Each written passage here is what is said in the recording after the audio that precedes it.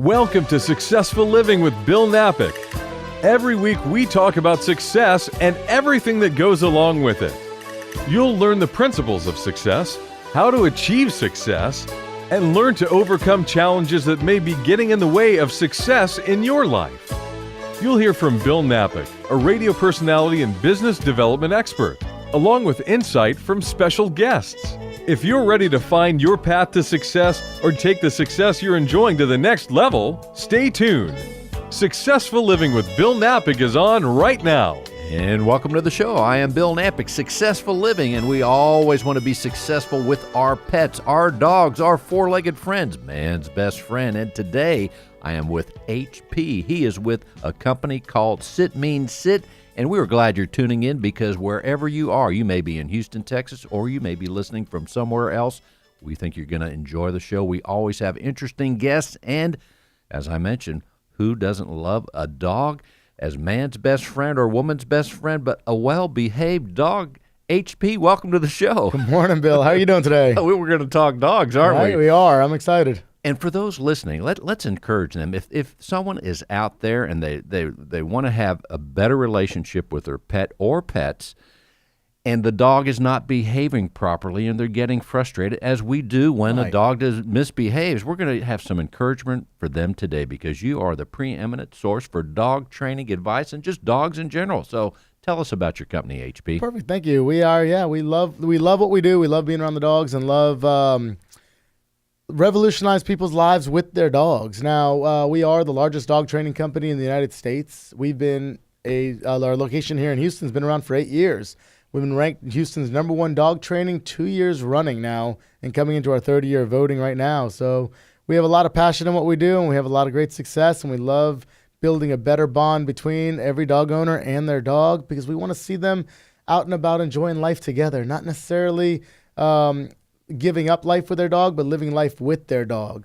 As well as we don't want to see any more dogs in shelters. There's so many dogs that are given up just because of obedience issues that can be resolved with training. That is a good point. In fact, I often wonder that I have several dogs, but 2 of them are shelter dogs. One came right from the SPCA, and I wonder, she's so well behaved for the most part, and then I'm like, wonder why she's in the shelter. But you're right, so many are there for discipline problems where people get frustrated, they can't put forth the time or even expense. And then another one I have is Elvis, and he is right off the street, so he is a total mystery dog, and he has, as you know, issues. Yeah, and that's, what it comes down to? It's communication. A lot of times that they're just frustrated because the dogs aren't doing what it is we want to do, and sometimes we just need somebody in there to help us learn how to communicate and teach attention and focus so we can show what we want and have our dogs offer the behaviors that we're looking for so we can have a better bond together. I always say if my dogs aren't doing something I want them to be doing or I'm trying to teach them, what can I do differently? And we want to be out there, and that's what we do. We're mentors, we're coaches, we help train, but we also help teach our clients how to better communicate with their dogs to give them that lifestyle they are looking for. Right. Now, also, let's remind people the company is sitmeansithouston.com. So as we're talking, they can go to the computer and look at that if they are by their computer. Sitmeansithouston.com. And check out our Facebook page as well at Sit Means Sit Houston. Very nice. So, as you have been in the dog world with Sit Means Sit, you're interested in dogs, let's tell people, and people I know, even I do when we're not on the air or at Sit Means Sit, I'm asking you questions about dogs because people are forever curious. They are fascinating creatures. Yes, they're great companions. What are some of the questions people ask you most commonly about dogs? Well, we get questions all the time everywhere we go. And one of the great things is actually we've started a frequently asked question that we're going to be starting a seminar on and actually doing some podcasts and stuff on to help answer questions. So if y'all have any questions, feel free to email us as well. You can email us at office@sitmeansithouston.com and subject line FAQ, and we will get those questions answered as well so we can help everybody out. We had a lot of questions depending on the time of year. Right now, a lot of it comes down to puppy training and potty training. Housebreaking is a big one that everybody asks us about, if it's an older dog who's marking or it's a younger dog. And some of the simple things that I can say is that we need to be able to show and teach. Whenever I'm housebreaking, and this is right down my alley right now because I have an 11-week-old lab that I just picked up 2-3 weeks ago that I'm doing my housebreaking on. And I can tell you that a couple accidents that we've had have been more my fault than my puppy's. But we are well on the way to housebreaking where my puppy's now 3 weeks in, standing by the door and barking, letting me know that he wants to go outside. How we accomplish this is whenever I'm home, it's a little bit more tedious. Housebreaking is laborious, but I have a 20-foot leash on my puppy. My puppy is never out of eyesight from me. I have a leash on him because in case I'm getting busy doing something and I feel the leash getting tugged and pulled, I can see where he's going if he's sniffing the ground. I'm teaching my puppy to come to me and walk with me, but I'm also keeping him within eyesight. So if he does make a mistake or he's getting ready to, I can rush him outside. When we go outside, human nature, we just want to put the dog outside, let him go use the restroom, and then call him back when we're done. Unfortunately, we sometimes need to walk out with them. So I walk my puppy out on that leash. We go to the exact same spot every time for him to use the restroom. We're creating a habit. That's where he pees. It helps me because I have a 20-month-old girl. I don't want her. I want her to be able to be outdoors walking around too. So I also do this because it stops my dogs from peeing all over my yard, and it gives me a safe boundary for my kid to walk around. But at the same time, at the beginning, I do this with all dogs, even if I release them to pee anywhere. So they find the same spot. That's the spot they create the habit to go, and they start understanding that when we're outside, it's not just play. They need to potty here before they can go out and play. And what's interesting with my dogs, as I'm outside with them, even though I don't take them to the same spot, we take the same route many times, but they themselves go to the same spot more often than not. I find that interesting. There's something they find a place they like, and that works for them too, right? It does. It just creates a habit, and they pretty much understand that, okay, here's my potty time, and this is what I need to do. Indeed. Now, also kind of rewinding what you said, when you are in the house, you have this 20-foot leash on them, so that helps you see what he or she's going to do next and keep the dog close to you, right? I do, because, dogs are quick. Sometimes they can sneak around the corner, use the restroom, come back around, and we may not notice they even left our site because we were busy writing an email, talking on the telephone, just cooking dinner, living our life. And because of it, with that leash, when my dog does get too far out or is getting a little bit walking around, I can feel it tug on me, and I can keep an eye out on where my dog is. And also from the housebreaking topic, as far as the housebreaking topic goes, how long should someone expect the dog to learn and to be housebroken properly? And I say that it probably depends on the age of the dog, but give us an example of an early age, and then when the training begins, how long should it take? I'm a big believer, and that's a great question. And we have a free housebreaking guide that we will send to everybody. If you guys email us, we will give you our free housebreaking guide. We spent a lot of time over the last 8 years putting this together. I tell everybody you follow that program, you could housebreak a dog within a week, 2 weeks. And I'm a big believer, however, that my dogs aren't housebroken until they attempt to use the restroom in my house. Because we may have had everything down perfectly down pat, my structure's been there, until the dog actually tries and realizes, okay, I'm not allowed to be here. I don't consider them housebroken. We just might have perfected our timing, so I need to give them more and more freedom. I'm a big believer in crate training. My dogs are den animals. They like to be in them. I know many of y'all might say that y'all don't like a crate. My opinion on a crate is I live in one. I have 4 walls and a roof in my house. My bathroom's a smaller crate. Sometimes we pay a mortgage on our crate. We do pay a mortgage on our crate. That's it. So we need to take a look at it as our dogs are in crates all the time. Just some crates are smaller and bigger.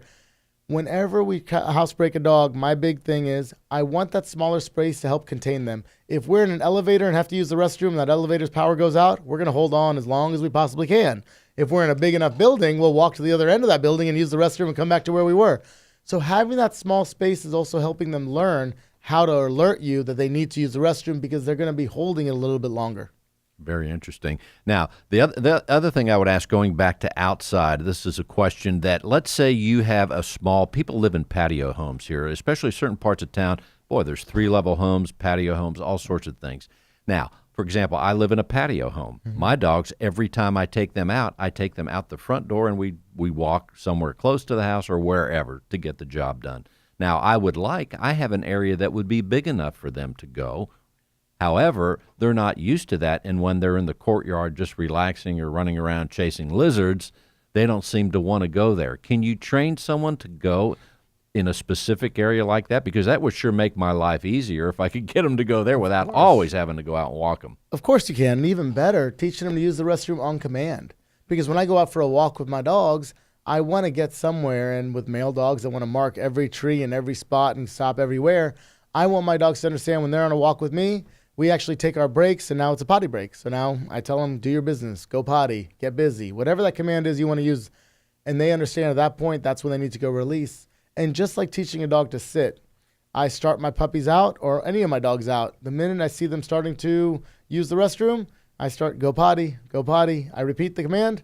And then when we're done, release, reward. I start marking that command. So at any point now, because we do a lot of work with therapy dogs, and before I go into any building, I want my dogs to empty themselves out because I don't want any mistakes in the building as well because I don't know how long we're going to be in there. So sometimes they're very excited to go in and play with other people and go see and do their job and do what they want to do. So it's really, really important that we stop, we focus, and understand now it's potty time. Then we can go back inside and do what we want to do. So training that on command is very important. And to start doing that, when they go, you give them the command. Like with my dog, I'll say, with the female, I'll say, good business girl, be a business girl. You're on a business or something with business. I use the word business. However, you're saying I could take that already preliminary training and take her to a place and say that and get her used to it. Of course, I actually wait till they start doing it, and that's when I mark that. There you go. So I take the picture of the command with the action, and pretty soon I preempt it. But and from there, all we're going to be doing is just getting them out there, and it's very super simple. Just wait till they start using that restroom and mark the command on whatever word you want at that point. And going back to that courtyard I described for you at my house, is there any other aid that you can do to encourage them? Is there a smell or a product that you buy that maybe you sprinkle in your grass area if you want them to go there? Or I don't. Personally, I think the dogs understand it now. You've heard of that, though. When there are a few other products out there. Pheromones or something they call it. Well, the pheromones will sometimes relax them, but there are different scents you can put so the dogs can pick up the scent in that area. No matter where we are, we're going to feel it. A lot of times, one of the other things we'll do is, and we hear this is a common complaint, well, I take my dog outside, he uses the restroom, but as soon as he comes in, he goes again. Or I take my dog outside, and he's so busy playing, when we come back in, he ends up peeing inside. And that's very common. Even with my little puppy, she would get so excited playing outside, I would bring her back inside. I would have to put her back in the crate for about 5 minutes, let her calm down because she would get distracted. She would forget she had to use the restroom. So I'd let her calm down. I'd take her back outside again. She would use the restroom. If your dogs go outside, come back inside and go again, put them in the crate. Give them 2 minutes. Take them back outside. Let them finish and then release them to play. Give us another word about this crate training, because the dogs I have, I've never used that. Mm-hmm. I don't know where they fortunately came to me housebroken, so I don't know. Maybe they were trained with a crate. But tell us some of the mechanics and the basics of this crate training, and do you use it for other things than housebreaking? I use it for chewing. A lot of our high-energy dogs that need to learn the proper manners of being home alone without destroying a house.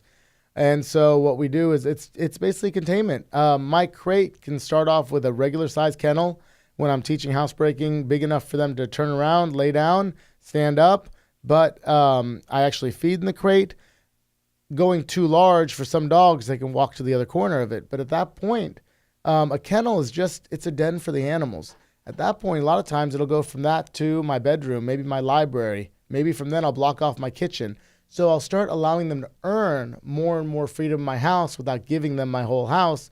Because I also don't want them to chew up my furniture, chew up the walls, chew up the baseboards, or any of those other things. Because dogs they get bored, they have energy, they want to release. So we want to be able to help teach them and show them. The one thing I can't emphasize enough is, if it's already happened, there's nothing we can do about it. If we catch them in the act, we can redirect them and teach them what we want, trying to be proactive and not reactive. So we find a spot our dogs use the restroom, please, no newspapers, no yelling, no screaming, no punishing. It doesn't do us any good at that point. It just makes us more frustrated. It does. It does. And it makes the dogs more afraid and more nervous. They may not see exactly what we see. As humans, we communicate quite a bit. We're very verbal. And how many people can have conversations together and still misunderstand what the other person's talking about or see two different things? And we communicate just fine. So we want to be able to clear that communication up. You have to catch them in the act. You got to catch them in the act. And understand that. Also, or be proactive and try to beat them to the act and get a feeling of where they need to be. Barking. Do you ever get any barking questions? We have a lot of barkers. Yes, sir. A lot of schnauzers and chihuahuas and German shepherds. It's the little ones. Why? It's the big ones as well. Huh. You know, a lot of times it comes down to there's 1,000,001 different reasons on why. I focus on what we want to do. I personally don't mind my dogs that are barking. I want to know if somebody's at my door. My dogs are allowed to bark. I want them to bark. I want people to know my dogs are home. It's a safety factor. But at the same time, I want the nuisance barking to stop, and I want to be able to redirect that when I want them to become quiet. So redirecting them, giving them another task to do instead. Most importantly, most of the problems they have is the mailman's at the door. The dogs are barking, jumping on the door. If we can train a strong recall, a strong sit, we can now redirect our dogs back over to us and help redirect them where they can understand that it's okay to be by the door, just no nuisance barking. That's a great term, nuisance barking. Here's an example again from my house. When I pull up to the house or when I open the garage door, they know it's me, right? So in their mind, they hear the garage door, Dad's home. Now they go crazy. On the other side of the door, I hear the littlest one, Elvis, making the wildest, loud, high-pitched sounds, and he kind of stirs the other two up, so they're barking. So one thing I do is I don't open the door until it stops. However, as soon as I pull the car in, they're going crazy. Now, to me, that's nuisance barking. Surely if someone was going to break in the home or walking around the home, I would like them to be barking.